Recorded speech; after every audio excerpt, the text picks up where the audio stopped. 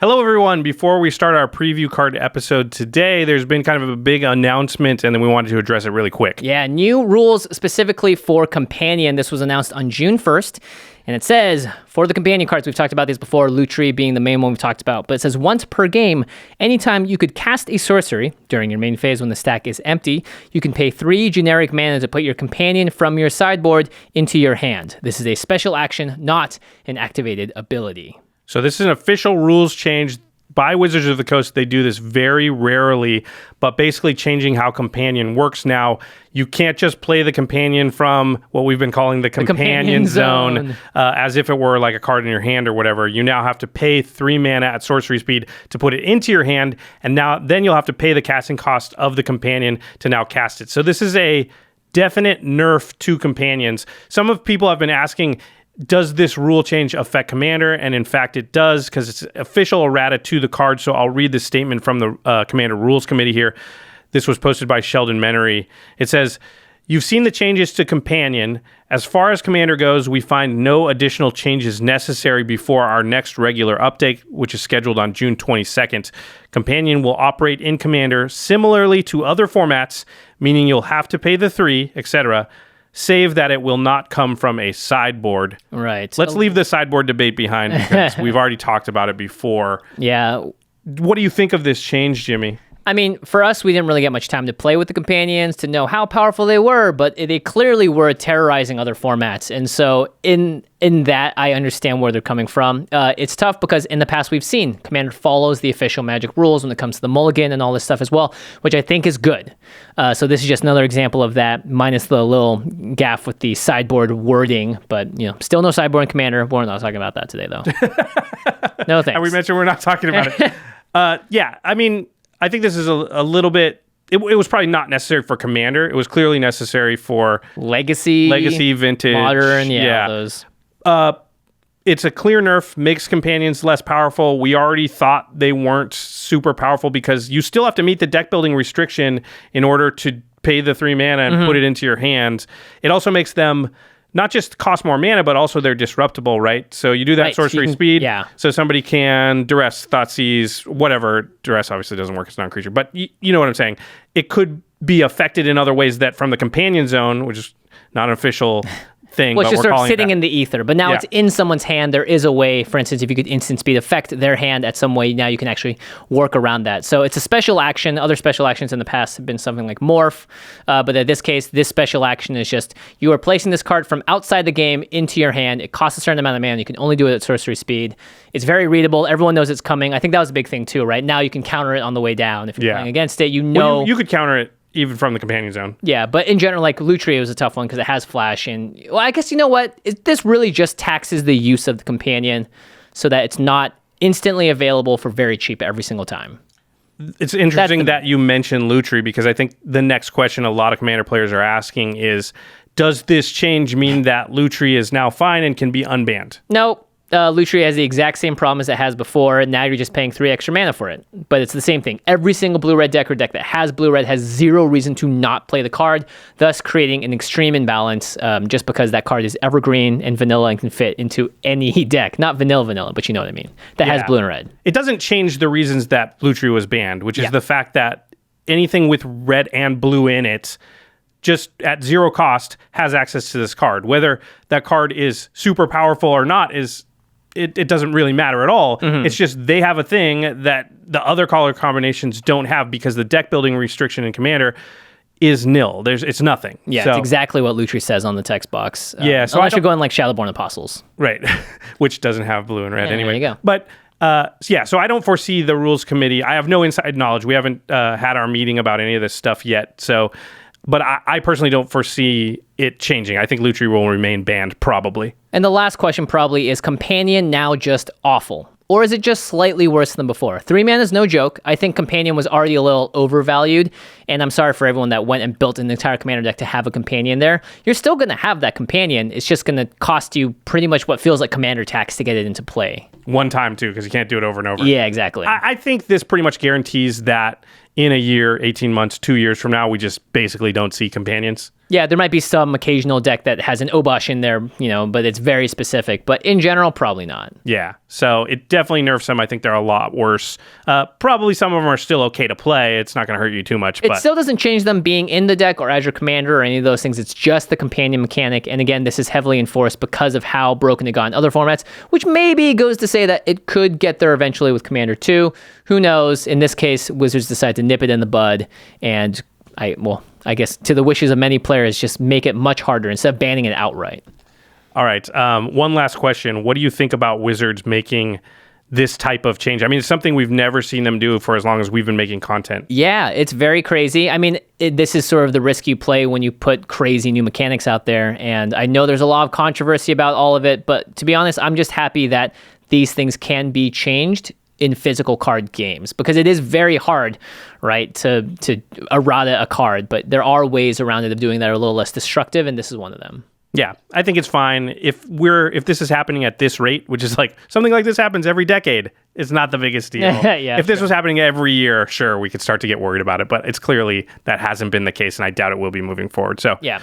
All right, that's all we're going to discuss about this companion change. We'll have the links to these articles and stuff in the show notes. Would like to hear what everybody out there thinks about it. Go ahead and respond in the comments or tweet at us, email us, etc., etc. Yeah, now let's move on to the full episode here where we're going to talk about our M21 preview card. And we sing. Yeah, do we? Maybe not. I don't think we do because it's a preview card episode. I was just teasing you. Lies. Yeah, here's the episode. We sing a lot of times, not this time. Yeah. Okay, see you soon.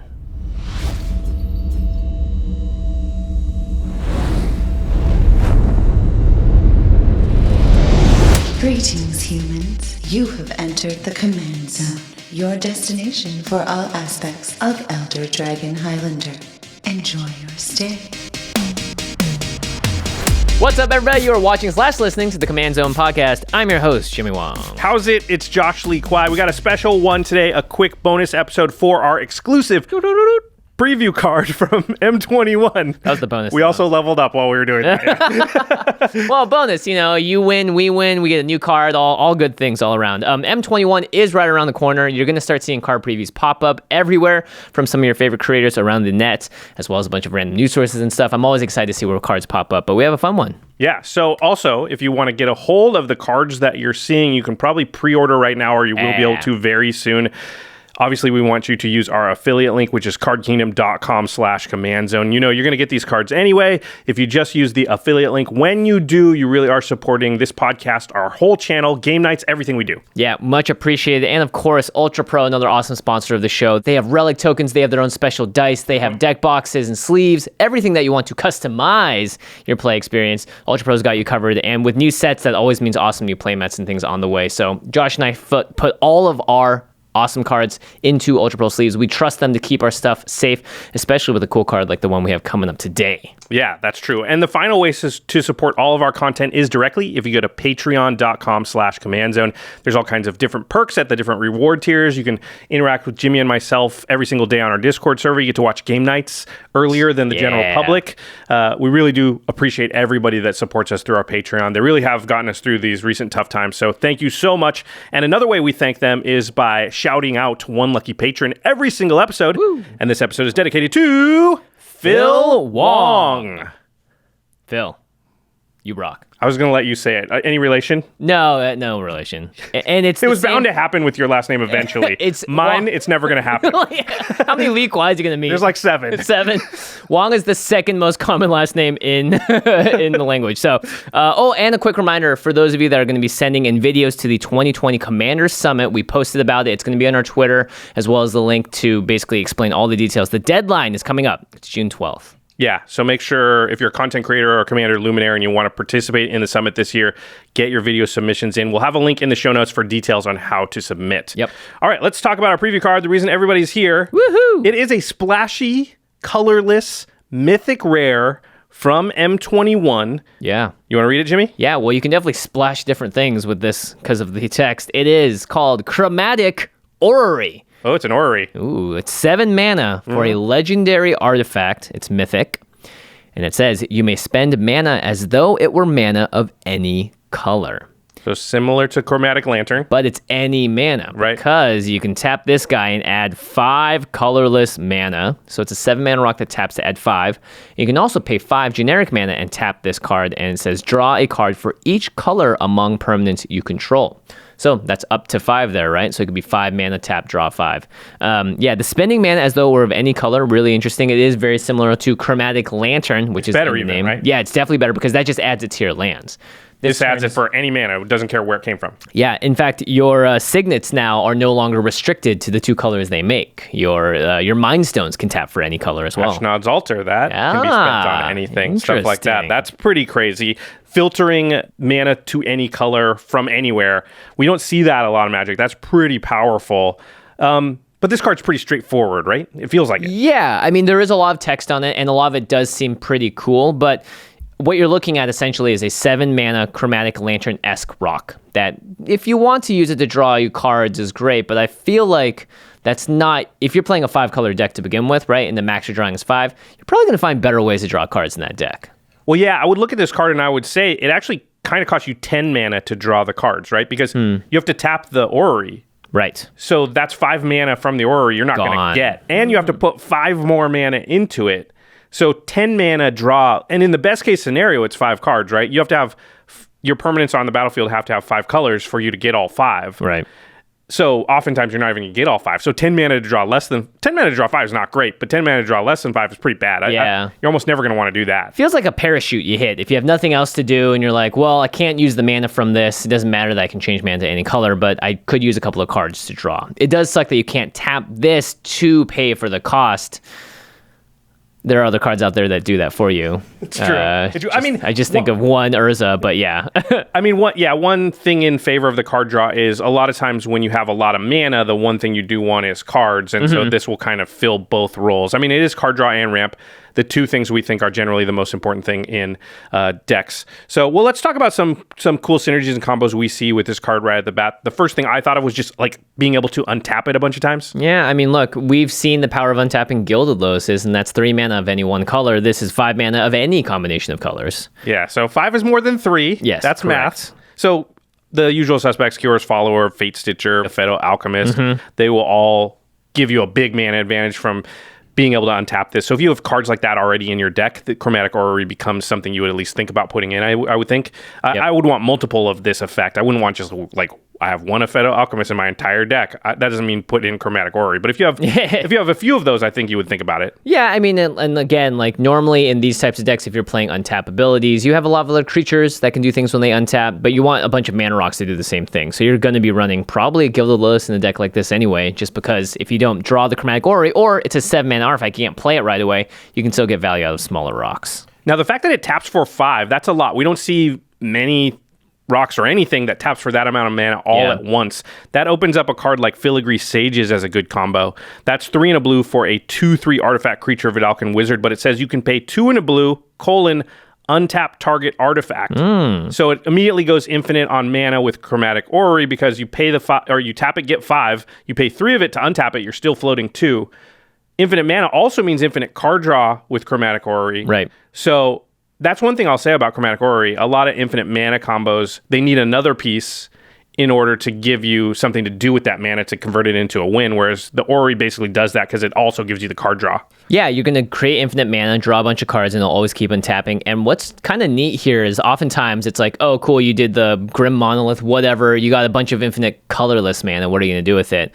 But because of the way the Chromatic Orrery is phrased, you can spend mana as though it were a mana of any color. So you can put the mana in your mana pool. You don't need even to decide beforehand what you're going to transform it into if you're trying to filter it, and then you can spend it willy-nilly. That's a really good point. A couple of other cards that come to mind that are commanders.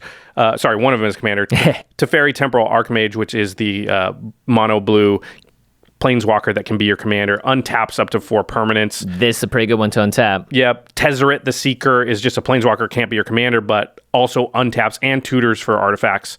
Those are 2 things that if they're in your deck, Chromatic Orrery maybe finds a slot. A couple other commanders we don't see as much. Yeah, actually, I haven't seen this played ever, now that I think about it. But it's Tawnos, Urza's Apprentice for blue and or red. This is sort of like the Is It Artificer type. It's a 1/3 with haste, and you can pay blue and or red and then tap Tawnos to copy target activated or triggered ability you control from an artifact source, and then you can choose new targets for the copy. So that means you can either draw twice off of this to double this last effect, or you can just add 10 mana. Yeah, it'll cost you 2 of it, so you add 7. Let's add 7, yeah. 7's a lot. That's how much it costs, but yeah. This is interesting. I mean, Chromatic Orrery by itself, right, lands for 7. You can get 5 of it back immediately, so it's not the worst turn. That's actually, we didn't talk about that, right? Yeah. Like on turn 7, you get a 5 mana rebate, so it basically only costs you 2. I wouldn't equate that to the same as being 2 mana, though, because you cannot play it on turn 2, 3, 4, unless you've ramped a ton by 4. But that is a good point we didn't mention. Yeah, interesting. Kurkesh Onaki Ancient is another commander that... From N15, this is my first core set. Yeah. The core set synergies here. So Kurkesh doubles up activations. Now, you can't double up the mana ability through Kurkesh. You have to only... But you can do the card draw. The problem with Tawnos, I think, and Kurkesh, and even Teferi, is that they are either mono or dual colored commanders. So if they're your commander, you're not going to be able to tap and draw very many cards. Like, I guess, would you ever run this card in a deck? Like, how many colors do you need in the deck to sort of want to run this card? Probably minimum 3, just so you can feel good about the spending mana if it was mana of any color, right? This is, in a way, mana fixing. It's a 7 mana way to get there, but if you got a lot of ramp and you can get this out as early as turn 5, maybe even turn 4, I could see it doing a lot of work in that world. But yeah, monocolored decks don't really care too much. Yeah, not at all. I don't even think duo, like, it's just not worth it because you're... 5 mana draw 2 cards? Yeah. Well, it's actually like... Don't worry, 10 mana 10 mana draw 2 cards, and then plus the 2 or 7 that you initially put in. Yeah, at that point, Divination is actually just better. A lot better, yeah. One more combo... It's obvious with cards like these, but we'll mention it, is the dramatic reversal Isochron Scepter combo, which allows you to basically untap all your non-lands over and over. So with Chromatic Orrery, this will cause you to to gain infinite mana, draw infinite cards again. Throw it on the list of the many things. Yeah, congrats. We broke Dramatic Scepter. We did it. Dramatic Reversal, one of the worst cards ever until you combine it with Isochron Scepter. So let's talk about, because the fact that this is 7 CMC, I think is the big hiccup, right? Yeah. So immediately you kind of want to cheat it into play, right? I would think so. I mean, again, 7 CMC, that's a tall order, right? At that point, you could be playing what are akin to game enders. Right. So maybe we can figure out ways to get this into play for less than 7 mana, though. Yeah, and then it becomes a lot better. Yes, and this is sort of the typical how you cheat big things out, the Reanimator-esque abilities of a lot of cards recently. The first up is actually a much older card. It's Arkham Dagson, who's sort of like a fan favorite commander, but again, it's monocolored. But 3 in the blue for a 2/2. If you can cheat it out, maybe it doesn't matter. You can tap and then target artifact creature's controller sacrifices it. That player may search his or her library for a non-creature artifact card, put it into play, then shuffle his or her library. So you can sacrifice a servo or something, go get a Chromatic Orrery, and it'll immediately give you 5 mana, and Arkham Dagson's ability costs no mana to do. So it kind of gives you 5 mana right then. You're right. It'll never tap for more than 1 card draw in this deck, but I think you'd be doing it for the mana. That's huge ramp, and especially if you can get Arkham out on turn 2, then you can use him by turn 3. But that requires a Soul Ring. But, hey. Here's a favorite of yours. Yay, the Goblin Welder. This one typically tends to end with a lot of people going, wait, it can do it to my graveyard too?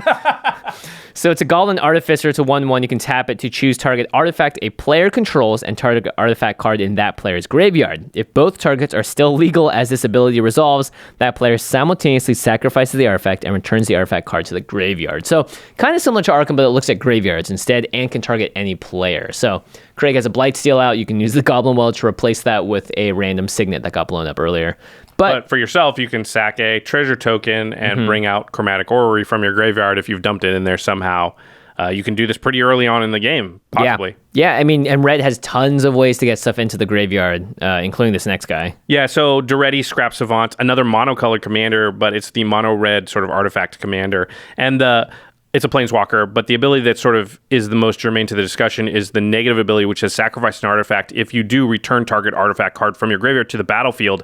So this is another basically Goblin Welder ability. And Duretti's often trying to get a bunch of stuff in the graveyard through various means, and so maybe Chromatic Orrery sort of fits in there. I don't know if it's good enough. I'm just saying those are the types of things you might want to try with this card. Yeah. Now, this is a card that can go... This next one is a card that can go into a lot of decks. I have this in my Brea deck, which Chromatic Orrery might find a good place in, because 4-color decks and building mana bases for that... Cares about artifacts? Yeah. So Master Transmuter is 3 in the blue for a 1/2 artifact creature human artificer. You can pay a blue and tap the Transmuter to return an artifact you control to its owner's hand. You may put an artifact card from your hand onto the battlefield. So what's funny is that you can actually return the same artifact that you bounced to your hand and put onto the battlefield. To get ETBs again? ETBs, or even just to get it untapped again, right? You could have the Chromatic Orrery out, tap it, and then use the Transmuter to bounce it and then put it back out untapped. The Chromatic Orrery seems really good with this, because 1 mana, you get it out, you immediately gain 4 mana on this exchange, and you have a really powerful artifact in play from then on. Yeah, and if you're building around artifacts, you are going to find things that want to leave the battlefield and come into the battlefield. And the last one we're going to talk about here that kind of could cheat this into play. There's more cards, but we're not going to mention them all. We're the heavy hitters. Kuldotha Forge Master, 5 mana for an artifact creature. It's a 3/5, but you tap it and sacrifice 3 artifacts, and then search your library for an artifact card and put it onto the battlefield. Then shuffle your library. So this is a way to, again, cheat it into play. This is also one of those immediately remove it on-site cards, which sort of brings us to the next point. If you're going to be playing all these crazy cards that can cheat artifacts out, I mean... Why did you get Blightsteel? Yeah, Why don't you get like something that's... Like, instead of getting another piece that's going to allow you to cast another big Why thing? not just cut out the middleman and just go straight to the big scary thing to cheat out? Yeah, so it's interesting because, Chromatic Orrery now is kind of looking more like a card that is just ramp more than anything else, or like occasional card draw and mana fixing. It's not so much game ending, and all the cards we talked about are typically ones that people use to accelerate into a game ending plan, if not just outright win the game. Kuldotha Forge Master is just a card that says, I'm going to win if you don't get rid of me. So our next thought when looking at the card was like, well, what if we could copy it a bunch of times? And then, oh, wait, it's a legendary artifact. So, yeah, all that cool copy shenanigans are out the window. So you can't, like, play it, copy it 5 times, and now you got a bajillion mana and a million ways to draw cards, and that kind of accelerates you towards a win. I have no idea why a Chromatic Orrery is legendary. Like, there's nothing about that seems to imply that it's legendary. I think the art might imply that, a lot of people come to the Museum of Science or whatever, and they look at this one that exists, and they're like, well, it's clearly legendary. There's only one. So maybe it was one of those. Come to think of it, why is it an orrery? I don't know. In fact, in the many years of saying the word orrery, misspelling it, I don't actually really know what an orrery is. I should look that up. It's clearly some sort of thing with all these circles, those solar... Yeah, because all of them have all the around each other. Circle machine thing. Yeah. So they look cool. Orrery, something that looks cool. Well, if we don't know what it is, then I guess this could be that. Yeah. So evidently that's why it's an orrery. All right, let's talk about the fact that we mentioned it earlier. You can spend mana as though it were mana of any color. So the fixing, I think you want to put this in decks where you really do need that fixing. Yeah. So something like your favorite, or used to be your favorite and isn't anymore. Send triplets. Careful with the words we say on this show these days. Your old favorite, thought it might be your favorite? Thought it might be my favorite, was always interested in building and quickly decided against it. But yeah, Send triplets, that is a 3-color deck that again, you want to put every version of card in there that allows you to tap for other colors of mana so you can steal your opponent's cards. Yep. Chromatic Orrery obviously gets that done. And I think it's actually pretty good in Send triplets because of the amount of times the card's getting removed. You want to be able to recast it again, and having a big mana rock out there, this pays up to 2 recast of commander abilities. Or it just says taxes. You can cast all the spells out of everybody's hands. You don't need anything else. Yeah, you don't need to worry about it. You can tap all of your weird lands and they'll do it for you. And also Send triplets is likely to have all 5 colors in play because you can steal the cards from the decks of the colors you aren't. Yeah. So it'll actually, the draw cards will work. I think 5-color commanders like Sisay, Weatherlight Captain, especially if they have a 5-color Wooburg activation ability, which Sisay does. She's a 2 and a white for a 2/2 and gets +1/+1 for each color among other legendary permanents you control. But you can pay Wooburg and then search your library for a legendary permanent card with converted mana cost less than Sisay's power and put that card onto the battlefield. So Chromatic Orrery pays just straight away for that part of Sisay. Also, it's a legendary permanent for a +1/+1 on Sisay. But it doesn't have a color. It's each color amongst other legendary permanents. So it's similar text as the Chromatic Orrery, but actually that's an interesting point though, because had they put any mana symbols in the Chromatic Orrery, then it would be limited to those color decks. So this is one of those weird cards like Chromatic Lantern where you can put it into any color deck and it still works because it doesn't have any pips in it. That's interesting. Yeah, they could have like accidentally made it so it didn't work in Teamer decks or something. Yeah. Horde of Notions, another old favorite. We haven't talked about that one in a while. Costs Uberg to play and has Vigilance, Trample, and Haste with our 5/5, but you can pay Uberg and you can play target elemental card from your graveyard without paying its mana cost. So again, that's just one tap of the orrery there because you can spend mana as though it were mana of any color. Okay, I want to pause. Are you saying Uberg like facetiously because white is not a real color? Ooh, Berg. Good call. You're just cutting white out because you're like, white's not a real color anymore because it's so underpowered. But this can tap for it, so maybe I should say Uberg. I kind of like Uberg. It was like the French version of saying it. Because you know how they drop out all the letters. If a word has ER at the end, they just don't say it. They say A, you know? So in this case, Uberg. Uberg. All right, so... Hamburger. I sort of think I wouldn't run Chromatic Orrery in even a 3-color deck. I think it's got to be 4 or more. I just for the draw card thing and all because that, the draw card alerts, is not that good, and if I don't need the fixing, then just a 7-mana rock that taps for 5. Like 7 CMC is so much mana. It's a lot. You want to put your heavy hitters there. That's what I thought when I saw this card. There's a reason why the best ramp is 1, 2, 3 mana. Yep. And occasionally higher. Okay, don't look at the outline because I wrote it down there. I did a quick... It's not scientific, but I did a quick survey looking through the tapped out list for all the decks we've played on game nights over the last few years, just to see, on average, how many cards of 7 CMC or more do our decks have? Like, how many slots do we even have for a 7 mana plus card? How many do you think the average deck on game nights has? I built a few decks recently. My budget Paco and Haldun deck, by the way, tops out at 5. Yeah, I think it has like 1 card that's 7 or above. I think probably 4 to 5. My decks, I might lean a little heavier on the top side because I do play a lot of Reanimator decks. I don't? No, it's about 3 to 4, yeah. Oh, okay. Between 3 and 4 is the average. Now, that's weighted because there's like a Braids deck you played that had like 13, obviously. Right. But there's also 8 CMC spells that don't count for the 7 slot. No, it counts 7 or above. Oh, or above? I'm 3 talking or 4? 7 or above. Wow. Yeah, our decks on game nights generally have, and this is not just us, this is guests and everything, 3 to 4 slots on average that are 7 CMC or above. So that's pretty important slot then if you're only dedicating 3 to 4 cards to it, right? Right, exactly. Let's talk about some of the popular 7 mana cards in EDH. I'm just going to list them. Avenger of Zendikar, Zendikar Resurgent, Mind's Dilation, Elishnorn, Approach of the Second Sun, Nexus of Fate, Shieldred, Whispering One, Cyclonic Rift, I know it's 2 CMC, but you cast it for 7 most of the time. The new Ultimatum cards, Eerie Ultimatum and Ruinous Ultimatum, that's the get everything from your graveyard. All permanents back, And then destroy all non-land permanents you don't control. Those cards are powerhouse cards.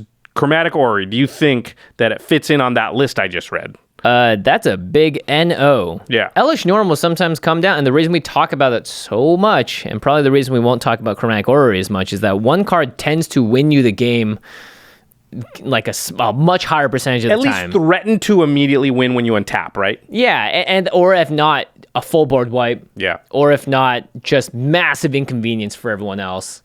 Chromatic Orrery seems to be in the balance of the world where it's like big, fun, splashy stuff that people aren't going to necessarily be afraid of. Yeah, I think this is a card where it's just very mediocre. Chromatic Orrery, I mean, like you can put it in any deck that's 3-color or more, and it won't be like embarrassing. But I don't think very many optimized versions of those decks will want Chromatic Orrery. I think they'll be weakened by having that instead of another one of these powerful 7 cards. Yeah. Well, my question was like, is it worth it only if you're going to be able to get that instant win with it and draw your whole deck?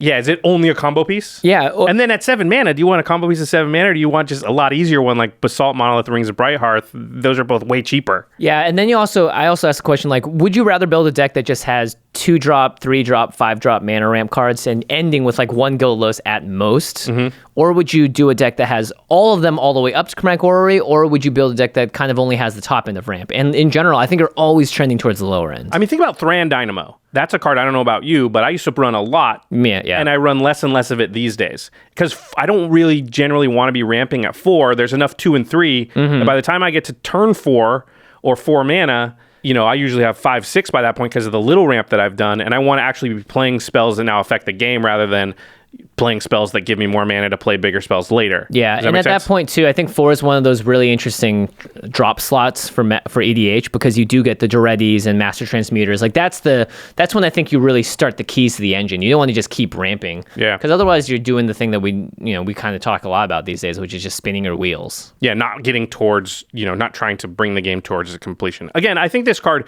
it's very rarely going to be horrible, but it's also tough to make it awesome. I mean, there are obviously some combo reasons, but besides that, I'm just kind of meh on the card. Something I thought about too, which is you play this for 7, you are going to get 5 back, right? It's like, oh, okay, that's sort of the value of having these cards. And then I was like, compare this to Rishkar's Expertise, where you pay 6 to draw a bunch of cards and you can play a card that's a 5-drop or less for free. So it's essentially kind of the same, because you're not thinking about future turns here, but you get to draw the cards, you get to put out more cards that you draw from it. Chromatic Orrery doesn't really give you that explosiveness, and it costs even more. Yeah. I mean, obviously you have to have some setup, right? You need a creature in play, and yeah. Okay. I mean, you need a lot of setup to get Chromatic Orrery out. That's true. 7 either, too. So. That's a good point.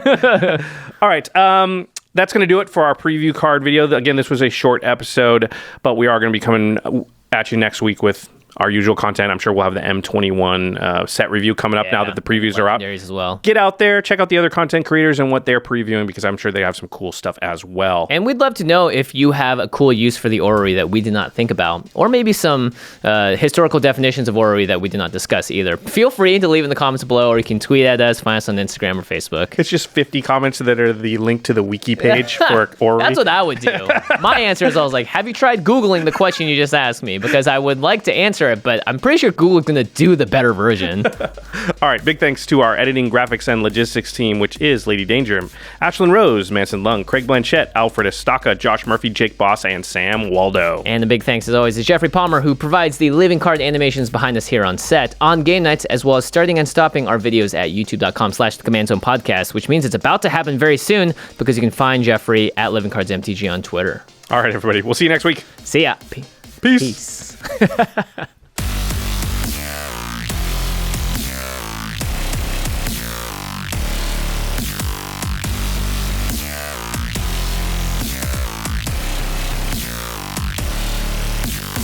Thank you for your attention. For further inquiries, send an email to commandcast@rocketjump.com or ask us on Twitter at JFWong and at Josh Lee Kwai. See you later, alligator. Greetings, humans.